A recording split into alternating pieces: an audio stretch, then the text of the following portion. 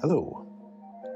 Today we will be delving a little into the books related to some of my favorite video games, the ones created by Fumito Ueda and his studio, formerly known as Team Ico, currently working under the name Gen Design.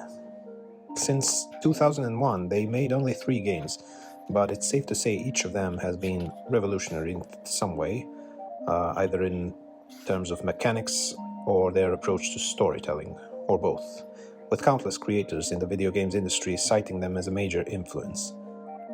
To start off, here I have The World of Fumito Ueda, a book detailing his work on Ico, Shadow of the Colossus, and The Last Guardian. It is filled with all sorts of drawings, concept art, character animation, sketches, storyboards, and interviews. And as you can see, everything is in Japanese, but thankfully I've found a fan translation which proved invaluable. And near the beginning of the book, there is a short comic included, made by an apparently anonymous acquaintance of Fumito Ueda, about the founding of Team Ico and the very early stages of developing their first title of the same name. The text, and particularly the interviews, are a fantastic resource for getting into Ueda's mind. His thought process seems to be very no-nonsense, with very simple answers explaining his approach of design by subtraction. Apart from the interviews, there is some concept art, though I was hoping for more in that department, and there are loads of storyboard pages for each of the games, which isn't too exciting, but along with the animation sketches, they show Ueda's passion for animation, which is how he started in the industry, and something I always admired in his games is the loyalty to beautiful keyframe animation, instead of the more commonly used and, in my opinion, inferior motion capture technique. The quality of production is good, though nothing to write home about. It is a full-color paperback with a dust jacket, with matte pages reproducing the artwork quite well. It's a book I'd recommend to most fans interested in finding out more about the way these games were made, especially if you have the translation or know Japanese, but don't expect a conventional art book.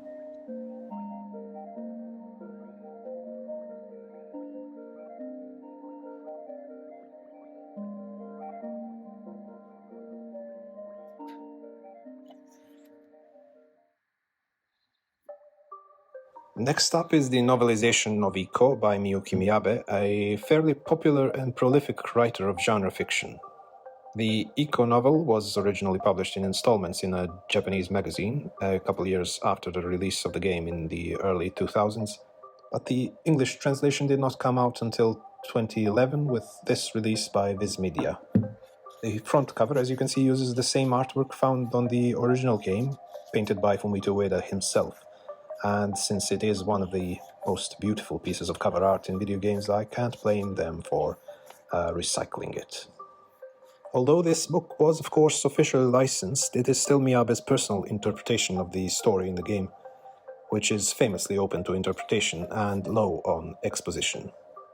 Since a direct translation of the game into words would be no more than a couple pages long, this novel greatly expands on the lore, the events leading up to the story in the game and life outside of the titular castle, and the history of the castle itself, not to mention character motivations and relationships. Although I would say the scarcity of information is one of the great strengths of Team Ico games, and most definitely does not hurt the emotional impact they provide, I can't help but want to learn more about these worlds, and this book, although not considered canon, offers some much-needed answers and fills plenty of gaps that may or may not need filling. And then I've got 2 special Japanese editions of the games, the Ico and Shadow of the Colossus HD Collection for the PS3 and The Last Guardian for the PS4. Both come in beautiful boxes that include little books produced by the Japanese magazine Brutus. This one, titled Weaving the Myth, according to Google Translate, came with Ico and Shadow of the Colossus, and as you can see, the contents are similar to the ones found in the World of Fumito Ueda. More concept art, storyboards, and since I don't have translations for these, I can only assume there's an interview in there as well, along with some other materials I can't decipher. There is also a lovely art print with 2 paintings by Ueda.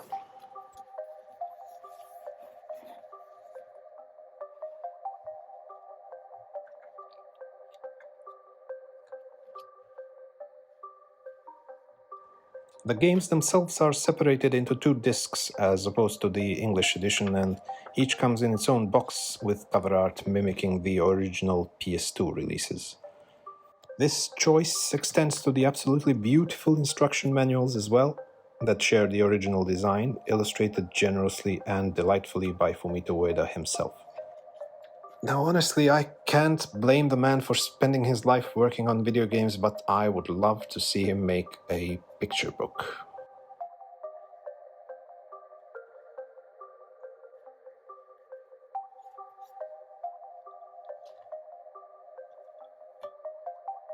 And here is the manual for Shadow of the Colossus, probably the most beloved of the 3 games. Personally, I prefer the other 2, and you can chalk that up to my contrarian attitude, but I still consider all 3 the best of the best. As with Ico, the Shadow of the Colossus, called Wonder in the Colossus in Japan, uses the original instruction booklet design. For some reason, I am absolutely in love with the cover design for the manual. It just soothes all my senses somehow. On the inside there are some illustrations, but the pages mostly contain screenshots from the game, printed in this innovative way of half pages hiding instructions inside, or pages folding out to reveal the same screenshot taken a couple seconds later, almost creating a sort of rudimentary 2-frame animation. It makes it pretty fun to flip through.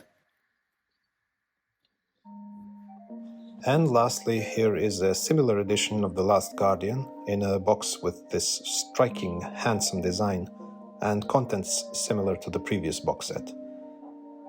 There is no proper booklet other than this simple yet beautiful single-folded leaf illustrated in a metallic silver ink. The Last Guardian is the most recent and, sadly, the most controversial game, infamous for its insanely long development period and frustrating gameplay.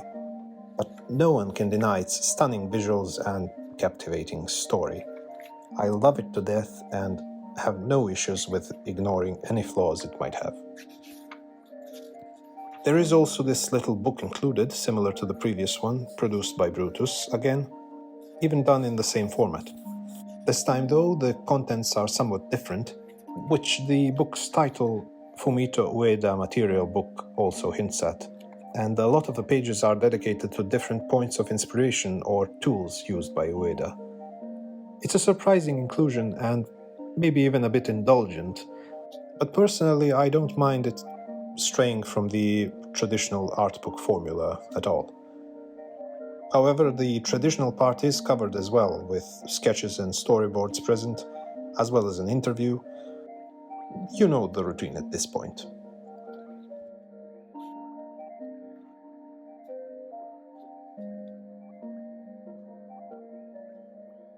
Well, that would be my Fumito Ueda collection. I hope you enjoyed this video since it's a bit different from the usual book reviews, but don't get your hopes up, this is not going to become a gaming channel. Thank you all for watching and goodbye.